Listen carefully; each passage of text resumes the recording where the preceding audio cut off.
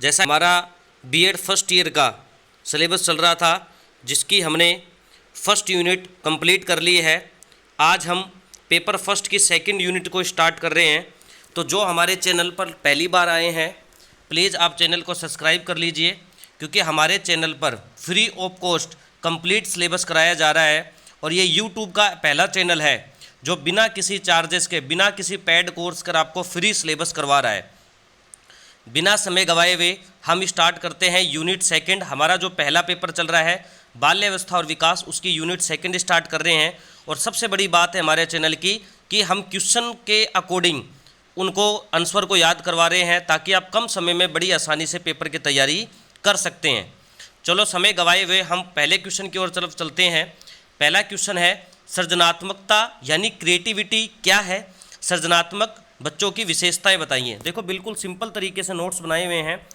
तो देखो सबसे पहले बात करते हैं सृजनात्मकता होता क्या है।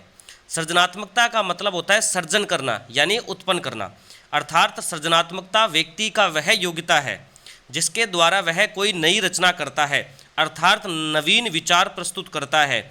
और इस गुण को, इस विशेषता को ही उस व्यक्ति की क्या कहते हैं? सृजनात्मकता कहते हैं। यानी जिसे हम नॉर्मल भाषा में क्रिएटिविटी कहते हैं। जैसे कहते हैं ना कि कई बच्चे बहुत ज़्यादा क्रिएटिव होते हैं, मतलब नई नई चीज़ों को खुद खोज लेते हैं, अपने अंदर तार्किक शक्ति को बढ़ा लेते हैं, इतने बुद्धिमान होते हैं तो कई समस्याओं का समाधान कर देते हैं। तो वो जो बच्चों में क्रिएटिविटी होती है उसे अपने सृजनात्मकता कहते हैं। सृजनशील बालकों की विशेषताएं क्या क्या होती हैं? सृजनशील बालकों में विरोध को सहने की अधिक क्षमता होती है। यानी अगर मान लो कोई विकट परिस्थिति आती है तो ऐसे बच्चे, क्रिएटिव बच्चे जल्दी से हार नहीं मानते और उस समस्या का समाधान करने का लगातार प्रयास करते हैं। इसलिए कहा जाता है क्रिएटिव बच्चों में विरोध करने की या विरोध को सहने की अधिक क्षमता होती है, वो जल्दी से हार नहीं मानते हैं। सृजनशील बालक बुद्धिमान होते हैं। सृजनशील बालक जो होते हैं वो बहुत ज़्यादा बुद्धिमान होते हैं और अपनी बुद्धि के दम पर वो नए नए विचारों को उत्पन्न करते हैं और समस्याओं को हल करने का समाधान ढूंढते हैं। उनमें उच्च स्तर की कार्य शक्ति अधिक होती है, यानी वो किसी भी कार्य को अति दक्ष तरीके से ज़्यादा अच्छे तरीके से करने की क्षमता रखते हैं। इनके विचार मौलिक होते हैं, यानी इनके जो विचार होते हैं वो इस तरीके के होते हैं कि वो सभी मान मर्यादाओं को, नियमों को पालना करते हुए कार्य करते हैं। स्वतंत्र निर्णय लेने की क्षमता होती है। जो सृजनशील व्यक्ति यानी जो क्रिएटिव बच्चा होता है उसको स्वतंत्र निर्णय लेने की क्षमता होती है। सृजनशील बालक फरेब तथा मक्कारी से दूर रहते हैं।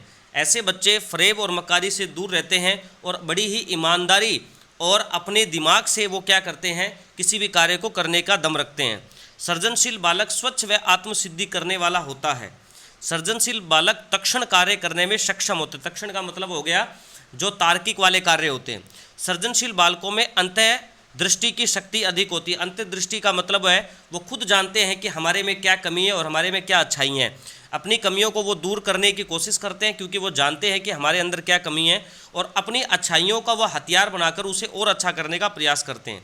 सृजनशील हास्यास्पद विचारों वाले बालक होते हैं। ऐसे व्यक्ति ज़्यादा गुस्सा नहीं करते हैं, क्योंकि ये हर समस्या का समाधान बड़े ही तार्किक और बड़े ही चिंतनपूर्ण करते हैं। ये किसी भी समस्या को अपने ऊपर हावी नहीं होने देते हैं और निरंतर क्या है?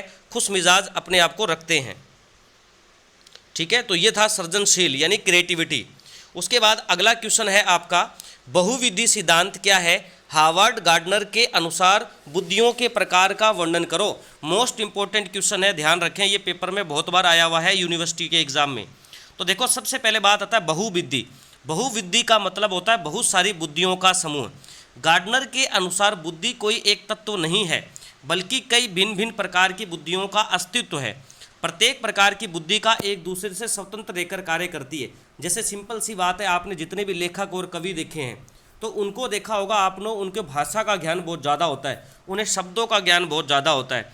कई आपने देखा होगा कि कईयों को गाने का बहुत शौक़ होता है, यानी उन्हें संगीत का ज़्यादा पता होता है, तो वो संगीत की धुनों को, उनकी ध्वनि को और उसमें किस तरीके के लिरिक्स को बनानी है उसको पता लगाते हैं।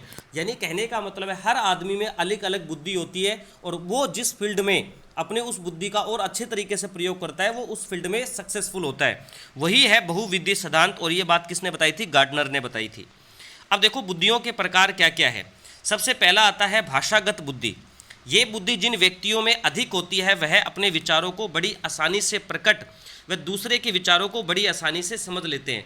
यानी भाषागत बुद्धि वाले जो लोग होते हैं, जिनके अंदर ये बुद्धि अधिक होती है, वह अपने विचारों को बड़े ही सरल स्वभाव से और बड़ी ही सरल भाषा से लोगों को समझा देते हैं और दूसरे क्या कहना चाहते हैं उनकी भाषा को भी बड़ी आसानी से समझते हैं, क्योंकि ये विचारों को समझने वाले एक, आप मान सकते हो, अच्छे समझदार लोग होते हैं। ये बुद्धि जिन व्यक्तियों में अधिक होती है वे शब्द कुशल होते हैं तथा शुद्ध व स्पष्ट भाषा का प्रयोग करते हैं।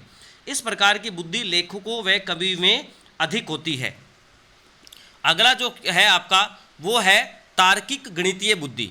इस प्रकार की अधिक बुद्धि वाले लोग तार्किक यानी लॉजिक से बड़ी गणितीय समस्याओं का क्या कर लेते हैं, समाधान कर लेते हैं। जैसे आपने देखा होगा जो बड़े बड़े वैज्ञानिक होते हैं, जो साइंटिस्ट होते हैं, वो अपने दिमाग के आधार पर, अपने लॉजिक के आधार पर हर चीज़ों का प्रूफ कर देते हैं। यानी उन वैज्ञानिकों में क्या होती है, गणितीय बुद्धि, तार्किक बुद्धि क्या होती है, अधिक होती है।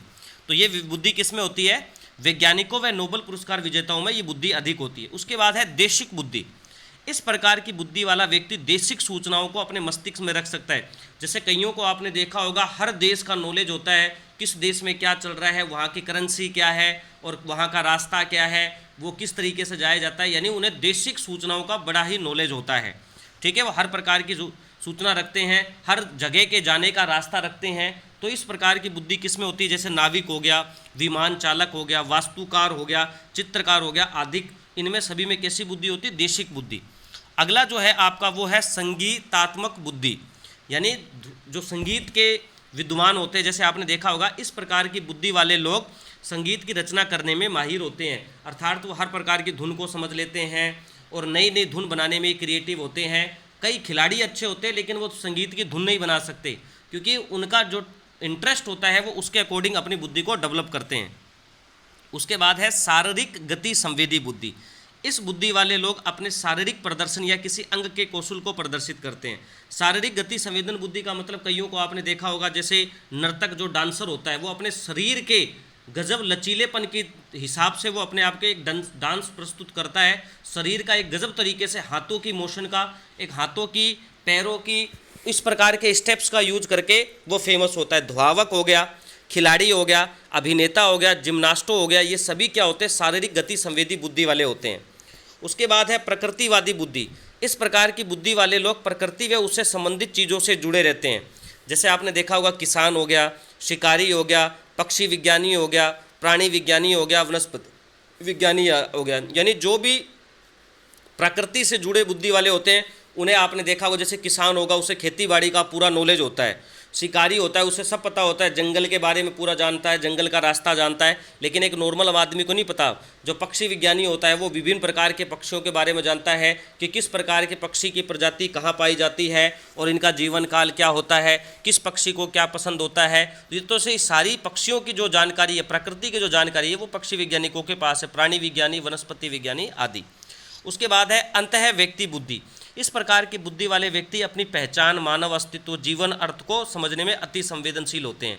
तो ये था आपका बुद्धि किसे कहते हैं, और गार्डनर के अनुसार बुद्धियों के प्रकार कौन कौन से थे ये मैंने आपको बता दिया। ये यूनिट फर्स्ट सेकंड के 2 क्वेश्चन मैंने आपको करा दिए। और अगर आप हमारे चैनल पर पहली बार जुड़े हैं तो प्लीज़ चैनल को सब्सक्राइब कर लीजिए, ताकि जो भी मैं वीडियो डालूँ उसका सबसे पहले नोटिफिकेशन आपको प्राप्त हो जाए। जय हिंद, जय भारत, और वीडियो को ज़्यादा से ज़्यादा शेयर कीजिए।